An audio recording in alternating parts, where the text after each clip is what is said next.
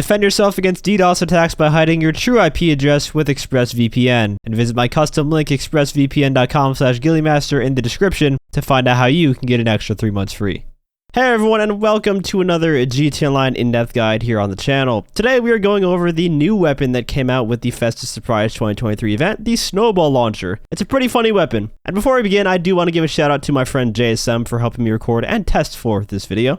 So starting off, the Snowball launcher can lock on to players, and it will lock on up to a range of 25 meters away, which obviously isn't that great. But since it's a projectile weapon, the lock-on isn't going to do anything for you past that distance, or even within that distance regardless, because of the travel time of the projectile.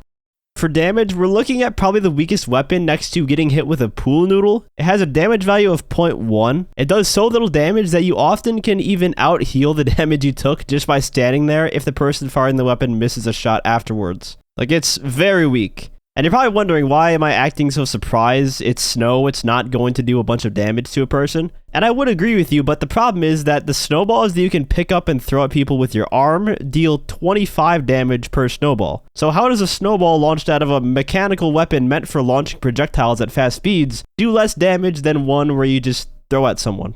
And I'm actually fine with it doing less damage than the other snowballs because of the other perk it has, which we will get to. But I feel like it should at least be 15 or so damage, because when you're having a snowball fight with your friend with this weapon, there's just no winner. It's just an endless game of taking turns shooting each other with the snowball launcher. And what ends up happening is the cops end up coming, because unlike the regular snowballs, you get cops for shooting the snowballs at people, even though they do less damage than the picked up snowballs off the ground. You can legit kill people with the regular snowballs and you get no cops, but if you shoot a person with this weak launcher that does less damage than the regular snowballs, you get cops. And then what ends up happening is they come over and start blasting your ass with shotguns while you and your friend are just simply trying to mess around with a snowball launcher. And I don't think that should be the case. You should not get cops for using this launcher. I think that's a mistake on the devs' part. Now, where it stands out from the throwable snowballs, though, is the ragdoll potential. If you hit someone with this, whether that be a player or NPC, it doesn't matter where they are hit on the body, they will always ragdoll. If you hit them in the torso, especially when they're standing still, they're not going to fall over completely, so it's only going to stun lock them for a split second. But if you hit them in the head or the legs, they will stumble over and fall to the ground, which takes them out of the action for a couple of seconds. So it's kind of like a variation of the stun gun when you think about it. It's a weapon that can be used to ragdoll people for a couple seconds, and that's about it. Though the stun gun still does keep them on the ground for much longer.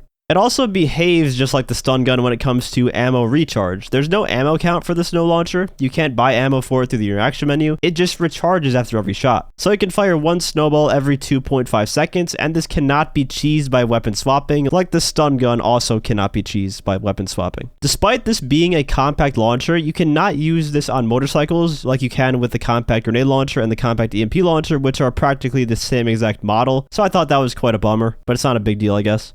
And that's pretty much going to wrap it up for this guide. It's just a meme weapon at the end of the day. And you know what? I honestly appreciate these weapons more than just your standard assault rifle that we get, because these are different. They have unique properties to them. Weapons like the Up and Atomizer, the Snow Launcher, the Firework Launcher. I like when Rockstar does something different with weapons, which is precisely why I always criticize them when they bring out another generic assault rifle that's worse than the previous 5 that we've gotten that doesn't try anything new. Looking at you, Battle Rifle. Whereas the Snow Launcher, is it going to be useful in any scenarios? Maybe for trolling occasionally, but most of the time in any combat scenario, probably not. But is it fun and a new thing to just mess around with friends with? Yes. To end off though, I am a bit confused as to why they added the Snowball launcher, but only made it available for the final minute in the new Snowball deathmatches. I was expecting the new Snowball deathmatches to be with both the Snowball launcher and regular snowballs the entire time. But no, you only get the Snowball launcher the final minute, which I think is very silly. And we also can't use the Snowball launcher in the crater to make our own jobs with it as a forced weapon to modify it to a one-shot kill for use over the entire match, which I find strange.